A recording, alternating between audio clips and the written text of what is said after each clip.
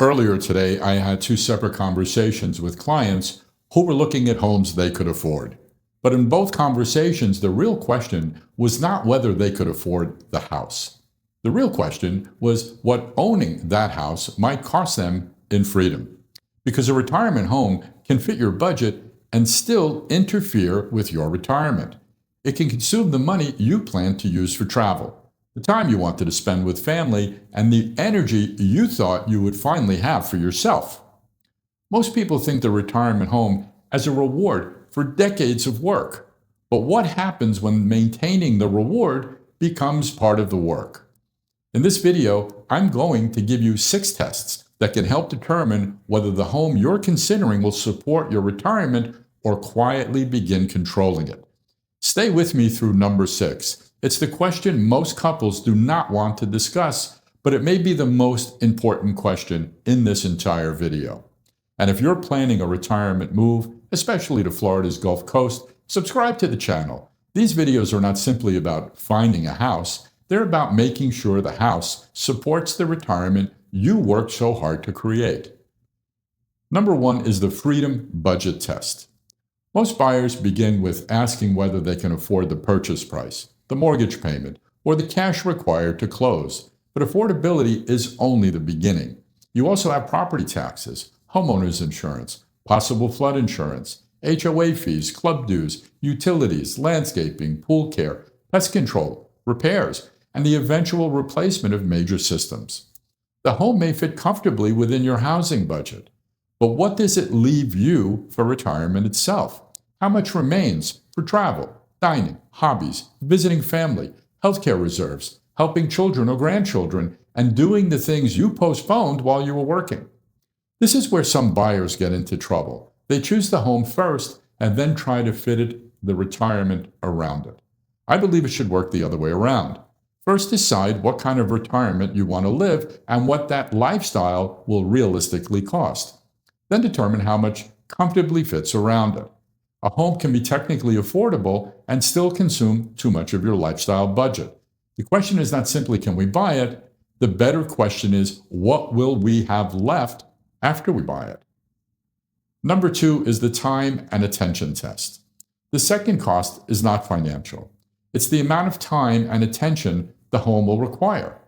A larger home usually means more roof, more windows, more air conditioning, more equipment, more furniture, more landscaping, and more things that can eventually need maintenance. You may plan to hire people to do much of the work, but outsourcing the labor does not eliminate the responsibility. Someone still has to schedule the service, meet the contractor, review the estimate, approve the repair, and make sure the work was done properly. You may not clean the pool yourself, but you still own the pool problem when something stops working. You may not maintain the landscaping yourself, but you still receive the invoice and make the decisions. That leads to a question buyers rarely ask. Do you want to spend part of your retirement managing this home? For some people, the answer is yes. They enjoy the projects, the landscaping, the pool, the decorating, and the upkeep. For other people, those same responsibilities become a burden surprisingly quickly. You can outsource much of the work, but you cannot outsource the ownership. Number 3 is the lock and leave test. Ask yourself this: could you leave the home for 6 or 8 weeks without constantly worrying about it? Many retirees tell me they want to travel more, take longer vacations, visit their children, spend time with grandchildren, or divide the year between 2 locations. But certain homes are much easier to leave than others. In Florida, you may need to think about storm preparation, air conditioning failure, water leaks, pool service, landscaping, security, mail deliveries, and whether someone should regularly check the property. None of this makes owning a single-family home a bad decision, but it does affect your freedom to leave. A villa, condominium, or low-maintenance community may provide greater flexibility than a larger home with a private pool and extensive landscaping. However, that convenience may come with higher association fees, additional rules, less privacy. There's no universally correct choice. The question is whether the property matches the way you actually intend to live. If travel is one of the main goals of your retirement, do not choose a home that makes you uncomfortable every time you leave it. The right retirement home should be somewhere you love returning to, not somewhere you're afraid to leave. And number 4 is the guest room reality test. Many retirement buyers tell me they need 3 or 4 bedrooms because they expect children, grandchildren, relatives, and friends to visit. That is understandable. A retirement home can become an important gathering place for the entire family. But you should still be honest about how frequently those rooms will actually be occupied. Will your family stay for several weeks of the season? Will the grandchildren spend part of every year with you? Or are you purchasing furnishing, cooling, cleaning, insuring, and maintaining additional square footage all year for a few weekends of use? An additional bedroom does not only increase the purchase price, it can increase your taxes, insurance, utilities, furnishing costs, cleaning, and future maintenance.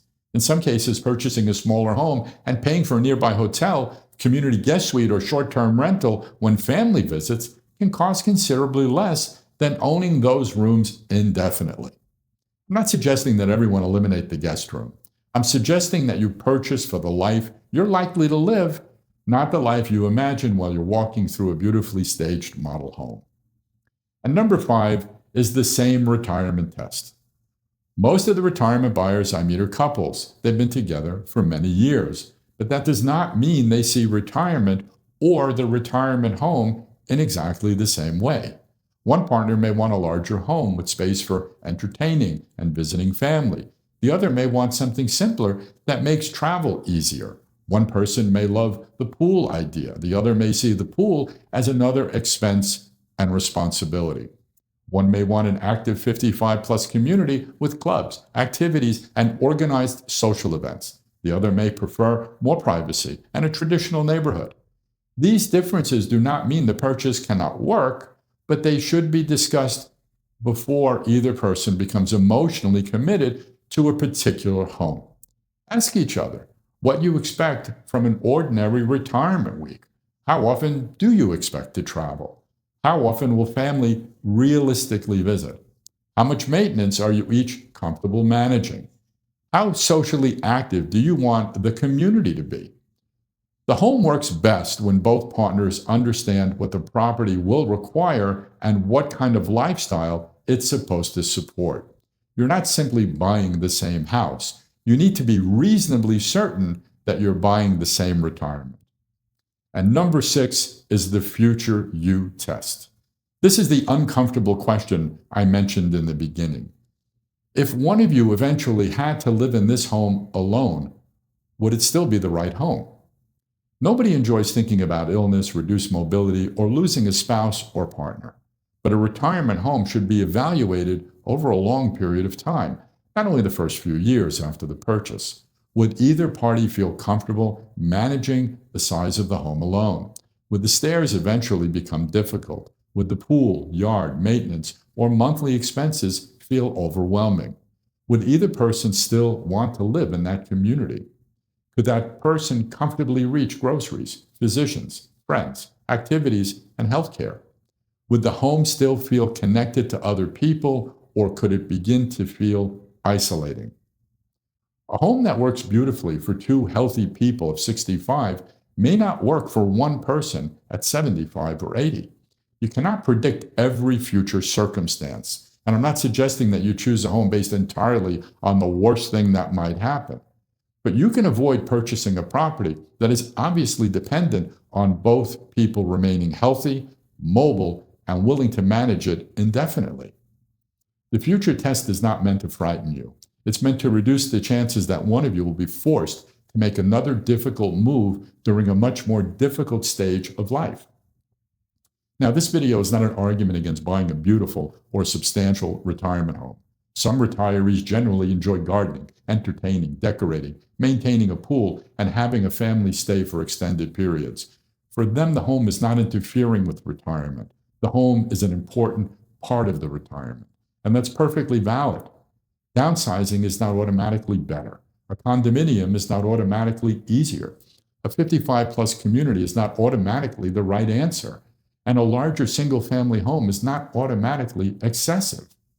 The issue is not simply the size of the home.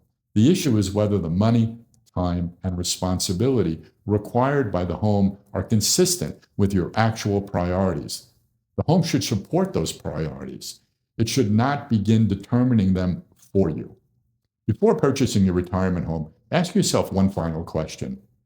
After we own this home, will we feel more free or more obligated? Will we be free to travel, free to visit family, free to handle an unexpected expense, free to change our plans, free to enjoy the property without worrying about every repair and every increase in cost?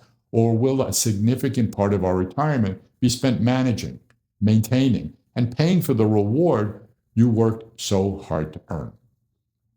Do not ask whether you can afford the home. Ask how much money, time, and attention it will require after you own it. The right retirement home should give you somewhere you love coming back to without making you afraid to leave. Because retirement should not be spent maintaining the reward, it should be spent enjoying it. If you're considering a retirement home in Lakewood Ranch, Sarasota, Manatee County, or somewhere else along Florida's Gulf Coast, my contact information is in the description.